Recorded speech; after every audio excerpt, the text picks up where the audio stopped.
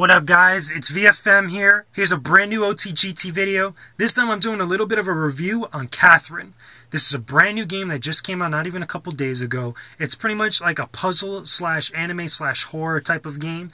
Here's the whole deal about this. I love this game. I think it's really cool. Not because I'm a fan of anime, and there's a lot of anime into this actual game. It's done by Atlus, they're pretty much known for games like this. Mostly known for their RPGs. But let me tell you guys why exactly I love this game.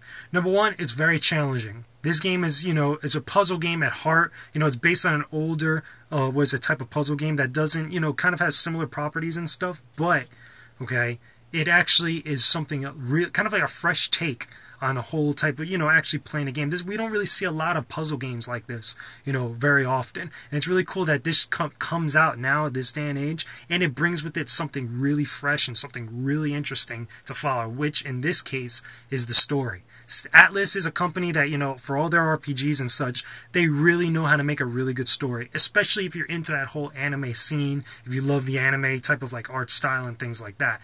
They really know how to set up an atmosphere. They really know how to set up a specific type of worlds with its own rules and all these lovable, really, characters that you could get immersed with, as far as their overall stories or the side stories and such. But without getting into that, for a second, let's talk a little bit what Catherine is. Catherine specifically is a game about this guy named Vincent, and he's kind of, on kind of like the fence about whether he actually wants to marry his actual girl, his girlfriend named Catherine, spelled with a K, by the way. And along the way, as he's kind of like, trying to ponder this, he runs into one night with this other girl named Catherine with a C, who, is a real big, temptress, real seductive and stuff like that. And he ends up cheating on his girlfriend. So during the course of all this going on, there's this big type of nightmare or plague that's going on, where people are having these dreams where they have to climb this tower, and if they end up, falling off in their dreams, they actually die in real life. So there's a whole bunch of stuff going on here. It's a little bit kind of like, not, I want to say cheesy, but a little unorthodox as far as plot, but it's a really interesting game. And the story, you really get immersed, in it. And actually, you throughout the course, while you're actually figuring out the puzzles, which are challenging as heck, even on easy difficulty, these actual puzzles really make your head spin. While you're playing through all those difficult puzzles, you actually find yourself really striving to continue on forward and actually trying to find out what happens next. Now, besides all that, what's really cool is they have this good and evil meter, where pretty much, depending on the different decisions that you make while out in the real world as Vincent, and what you do is you kind of go into this hub, which is like a bar that Vincent hangs out in. You can interact with all the characters, different characters here and there. You can play these little mini games, answer your phone, which gives you different text messages, from different characters and such. You can go back and retry older puzzles.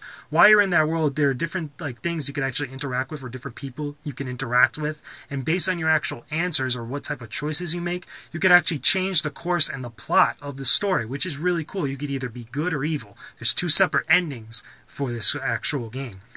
Now, based on that, it's not really that it's going to make the puzzles any harder. What you could do to influence your actual outcome in the puzzle, you could actually have Vincent drink in the bar, and it allows him to actually climb a little bit faster while he's going through the puzzles and such.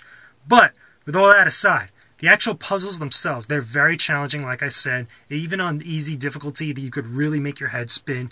There's a whole bunch of little different things that you could do. You get a set amount of puzzles that you have to actually complete before you get to a sub-hub world, or a little kind of area where you could save your game, interact with other characters while in the dream/nightmare world, which you find out a little bit about different things about specific characters that you normally see in the real world, but you wouldn't know it's them, because while Vincent is in the dream world, and while this is all going on, they kind of explain it to you, but I'll kind of paraphrase it a little bit.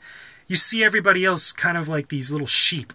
While you see Vincent himself, he looks like a guy, a normal guy, but he has horns on his head. But everybody else that he's looking at looks like sheep. But they're actual people, actual men that he has actually interacted with in the real world. There's a whole bunch of stuff that goes on involving that kind of intertwines with the plot and the overall story as a whole. So that's pretty cool. There's a lot to follow, a lot of things to do. One of the cool things that this game does, because it is so difficult, you can actually interact with specific characters, and it'll teach you strategies on how to find different ways and different paths throughout the different puzzles, which is pretty cool. They kind of you'd go and talk to these two guys that actually exchanging strategies and stuff, or techniques is what they like to call it in the game. And they show you a little video and it shows you exactly how to do specific techniques and stuff. Like, they come up with all these little kind of creative names and such, but they're very useful techniques when trying to figure out how to get past a difficult puzzle. And trust me, you will spend a lot of time actually watching those because you want to memorize them, because like I said, the puzzles are pretty damn difficult. As you increase in the actual kind of like levels, when you actually move along, there's a total of about 8 days, with a 9th towards the end, where you could actually, there's multiple puzzles, and they're all very difficult to do. There's like a set amount of time. There's a whole bunch of stuff going on. There's other sheep that you actually have to knock out the way to prevent, that are actually trying to prevent you from climbing to the top. There's a whole bunch of stuff going on. But the main point is this, and here's why I like Catherine so much. I love the story. I love the characters. There's even a little Easter egg, in case you guys didn't know, because Atlus, has a tendency to do this. Atlus has Vincent as a character in the original, well, not in the original, but the remake of Persona 3 Portable on the PSP. If you actually go into the specific bar in that particular game, you can actually see Vincent, same character model and everything, and it's pretty cool to see that little Easter egg and see that they took like a little kind of like meaningless character and used him as a main character in a whole nother game, in a whole nother setting and stuff. That's pretty cool. That's one thing. Story and those little Easter eggs. On top of that, it's a different type of game. There's a lot of, like I said, you don't see a lot of puzzle games like this. A lot are really heavily out there in the mainstream market. Pretty much now, this year, is pretty much dominated by first-person shooters. But it's really cool to see this different take on a game, which I'm pretty sure a lot of people are going to like. Not so much for the challenging puzzles, but for the story. And on top of that, a lot of people, over the course, I want to say like a good couple months, or at least, close to a year, have been saying that pretty much the Japanese gaming market is dead, or there's not a lot of innovation or ingenuity in the Japanese gaming market. But this is a game that kind of disproves that. This is a game that shows that there is still, the Japanese gaming market is still viable to create different, creative and innovative properties, or different games, I should say, where they're not all just about RPGs and they're not all just about anime. Even though this game is anime, it's a different take, but it still has an engaging story and different type of gameplay that'll keep you coming back for more. And that's another thing on top of that. This game has a lot of replay value, because you could always go back and play the puzzles that you've done before, even on harder difficulties. You could always come back and do co-op, which is really cool. It's kind of like a head-to-head type of thing, but they kind of play it off as co-op, which is really fun, really interesting, a different take, because it allows you to find out different ways to figure out puzzles, because the key is, for you to be to the top first, but sometimes you'll have to actually help out the other person you're playing with in order to kind of complete and solve these different puzzles to make it to the top of the actual tower. Which is really cool. Like I said, a lot of replay value. Obviously, you could go back and play the entire story again, making different decisions of what you made, and all the different types of text or the voiceovers and the overall ending of the plot actually changes depending on whether you're good or evil. They kind of play it. It's not really good and evil. It's actually order and freedom. But if you actually play the game, you'll know exactly what I'm talking about. I don't want to give too much away because it is that good, guys. You definitely need to play it. This is probably one of my biggest sleeper hits of the entire year because it's just that good, guys. So anyway, that's what I think about Catherine. I really enjoyed it. I really enjoyed my time with it. Let me know what you guys think. Put it in the comment section below. Leave your video responses and such. I don't mind. Just keep it civil.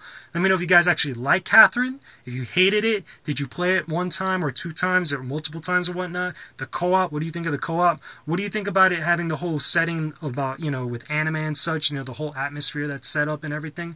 Put it in the comment section below, guys. I'm interested to see that. So get a good discussion going. That's all I got for you guys. I'm Venomousfatman, and this was only the goddamn truth. Catherine is a great game. I'll talk to you guys again soon.